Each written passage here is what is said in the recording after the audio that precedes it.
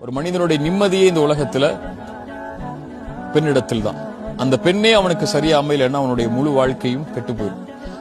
ஒரு தவறான உறவுக்குள்ள ஒரு ஆணோ, ஒரு தவறான உறவுக்குள்ள ஒரு பெண்ணோ, ஒரு மீனான பெண்ணோ அல்லது மீனான ஆணோ ஒரு தவறான உறவுக்குள்ள வந்துட்டாங்கன்னு சொன்னா அவங்களுடைய முழு ஈமானும் அவங்களுடைய முழு வாழ்க்கையுமே இழிவா அல்லது முழு வாழ்க்கையுமே கவலையா கஷ்டமாகக்கூடிய சூழலை தான் நம்ம பார்க்கிறோம்.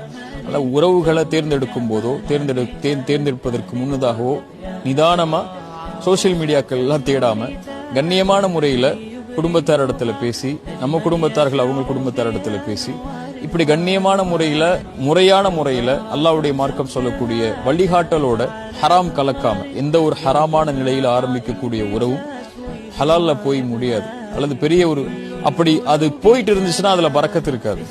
அல்லாஹ் அதுல அவனுடைய அருளை வச்சிருக்க மாட்டான். அப்படி ஹராம செஞ்சீங்கன்னா அதுல இருந்து விலகி ஹலாலுக்குரிய காரியங்களை தேடி போய் திருமணத்தை ஹலாலான